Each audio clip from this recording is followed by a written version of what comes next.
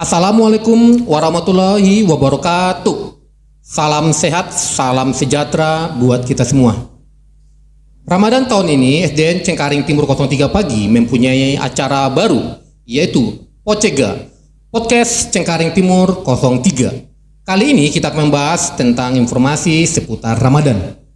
Sebelumnya perkenalkan, nama saya Bapak Joni F. Hasibuan sebagai pembawa acara, dan saya didampingi oleh narasumber kita yang sangat kece, yaitu Ibu Sulastri. Silakan Bu, perkenalkan namanya. Oke, terima kasih Pak John. Halo sahabat Pocega dimanapun kalian berada. Perkenalkan, nama saya Sulastri. Saya sebagai guru pendidikan agama Islam di SDN Cengkaring Timur 03 Pagi. Oke Bu, pertama-tama kita akan membahas tentang beribadah terlebih dahulu. Bicara soal ibadah, selain sholat 5 waktu, ibadah apa lagi yang sebaiknya dilakukan di bulan Ramadan ini, Bu? Oke, untuk sahabat Pocega, bahwa di bulan Ramadan itu kita tidak hanya dianjurkan menghidupkan ibadah-ibadah yang wajib, tapi ada ibadah-ibadah sunnah yang lain yang harus kita hidupkan. Contohnya ada tadarus Al-Quran, terus kemudian murojaah, artinya mengulang-ulang hafalan Al-Quran yang sudah kita hafal. Kemudian ada juga sholat sunnah rawatib, terus kemudian ada sholat tarawih, kemudian ada juga zakat, dan mungkin yang lainnya kita bisa membantu orang-orang yang membutuhkan di sekitar kita. Oke Bu. Katanya tidur itu juga termasuk beribadah ya kalau lagi di bulan puasa. Bisa nggak Ibu jelasin lebih detail lagi? Oke, nah ini masih banyak ya orang yang salah memahami ya. Ternyata tidur itu tidak termasuk ibadah. Karena para ulama pun banyak berpendapat kita itu kalau di bulan Ramadan itu kan dianjurkan ya oleh Rasulullah SAW itu memperbanyak ibadah gitu. Artinya kita banyak yang dianjurkan tuh harus banyak melakukan amal ibadah gitu, bukan memperbanyak tidur. Jadi pada intinya tidur itu tidak termasuk ibadah selama bulan Ramadan. Berburu tentang takjil Bu, pernah nggak Ibu berburu tentang takjil? Oke, itu sudah pasti saya pernah melakukan berburu soal takjil. Nah, kira-kira Bu di bulan Ramadan ini makanan apa yang sebaiknya kita makan atau kita minum saat puasa ini Bu? Oke, mungkin saran saya ya saat kita berbuka maupun saat kita bersantap sahur, kurangi dari minuman ya. Minuman itu kita kurangi minuman-minuman yang mengandung kafein. Ya, salah satunya mungkin teh ya. Teh itu banyak siapapun tuh pasti suka, dari yang kalangan anak kecil ya sampai dewasa itu pasti teh itu tidak pernah ketinggalan. Tapi untuk sahabat Pocega gitu ya, boleh saja minum teh asalkan dalam jumlah yang cukup ya, jangan berlebihan gitu. Adapun makanan untuk sahabat Pocega ya, hindari makanan yang berlemak tinggi gitu, karena itu akan membuat kita tuh akan lebih cepat haus ketika kita berpuasa. Apa boleh Bu saat berbuka puasa kita langsung makan dengan banyak gitu Bu? Sebenarnya ini nih yang harus dihindari oleh sahabat Pocega gitu kan. Ketika kita bersantap, sahur ataupun berbuka puasa nih, kita tidak boleh berlebihan ya, atau kita langsung sekaligus makan yang dalam jumlah banyak itu justru itu harus dihindari gitu. Karena kalau kita terlalu makan banyak gitu kan, kita juga akan menimbulkan itu ada rasa sakit perut. Kemudian kalau istilah kerennya sekarang mager gitu. Jadi kita tuh akan malas untuk bergerak. Kira-kira Bu, baiknya kita itu sholat maghrib dulu atau berbuka puasa dengan makanan yang berat? Oke, lebih baiknya gitu ya, agar kita terhindar dari hal-hal yang kurang baik gitu ya. Kalau kita tentunya kalau buka puasa nih, kita harus benar-benar jangan sampai makan dengan porsi yang banyak tadi tuh ya kan. Karena itu akan membuat kita tuh tadi mager gitu, malas gerak gitu. Jadi kalau berbuka puasa itu ya kita cukup aja dulu untuk membatalkan puasa, kemudian kita lanjut sholat maghrib, habis itu kita bisa melanjutkan lagi ya kan. Tapi jangan sampai itu tadi, harus diingat nih porsinya jangan sampai berlebihan. Jangan kebanyakan gitu Bu. Ya betul.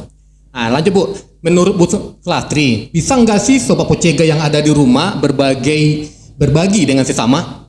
Oh tentu saja, itu sangat dianjurkan gitu kalau untuk soal berbagi gitu kan, dimanapun kita berada ya usahakan gitu ya, kita selalu berbagi, apalagi di bulan Ramadan yang penuh berkah ini ya, apapun sekecil apapun ibadah yang kita lakukan itu kan akan dilipat gandakan, apalagi nih berbagi itu ya haruslah dimanapun kita berada tuh. Oh, iya Bu. Ini Bu tentang zakat nih. Kira-kira zakat itu harus beras atau dalam bentuk uang? Coba dijelasin lebih detail Bu. Oke, menurut para ulama ada yang membolehkan gitu kan dengan uang, ada juga yang tidak membolehkan, harus harus bahan pokok barang gitu ya. Tapi kita melihat banyaknya pendapat para ulama ya membolehkan. Jadi kita ya boleh-boleh aja gitu. Tentunya ketika kita mengeluarkan zakat jangan sampai nih misalnya dengan uang, jangan sampai kita itu mencari atau mengurangi nih harga beras yang tadinya misalnya yang biasa kita konsumsi tiba-tiba dikurangi Bu ya. Itu nggak boleh, itu harus gitu, sesuai dengan harga beras yang kita konsumsi. Jangan ketika zakat kita cari yang murah, ketika buat makan cari yang mahal, itu jangan. Oh gitu Bu. Ya masih tentang zakat nih Bu.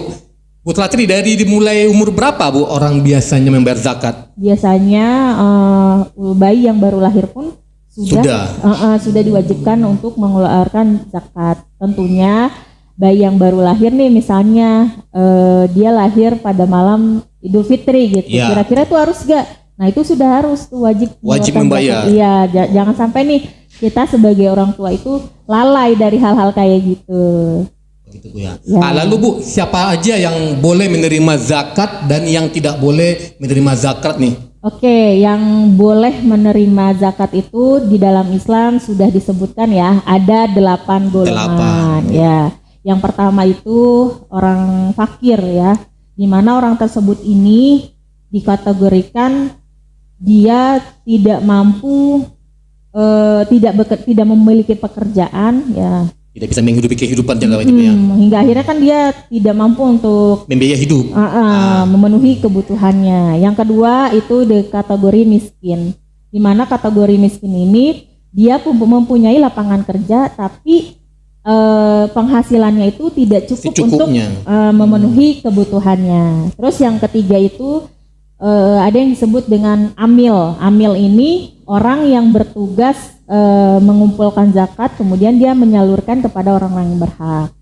Nah kemudian ada juga orang yang di kategori terlilit hutang. Nah terlilit hutang ini di mana orang tersebut tidak mampu lagi untuk membayar hutang. Terus kemudian hamba sahaya. Nah kalau sekarang kan zaman sekarang ini udah kayaknya udah nggak kita lihat lagi ya perbudakan gitu ya. Benar. Nah itu kalau zaman dulu mungkin masih ada.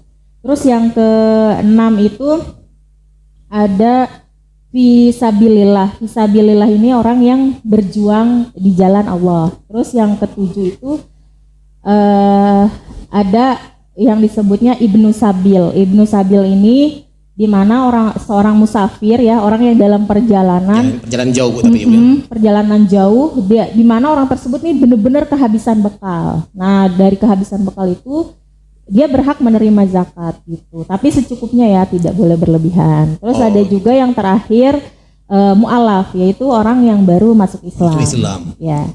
Oke Bu, terakhirnya nih, siapakah yang berkewajiban mengeluarkan zakat fitrah ini Bu? Yang berkewajiban yaitu semua umat Islam dimanapun berada itu wajib mengeluarkan zakat. Ya tentunya kan ada ya orang Islam mungkin yang tidak benar-benar dia tidak mampu, jangankan untuk mengeluarkan zakat, untuk dirinya sendiri aja nggak bisa. Bisa Ibu ya. Oke, terima kasih Bu Sulastri atas informasinya untuk materi ini. Oke, untuk Sobat Pocega, hari ini sebelum nanti berbuka puasa, kamu bisa menonton YouTube SDN Cengkareng Timur 03 ya. Di kolom komentar YouTube nanti akan ditematkan pertanyaan yang nantinya bisa kamu jawab. Untuk jawaban yang terbaik akan ada hadiah yang menarik loh. Stay tune ya. Jangan lupa ditulis nama lengkap dan kelas. Assalamualaikum warahmatullahi wabarakatuh.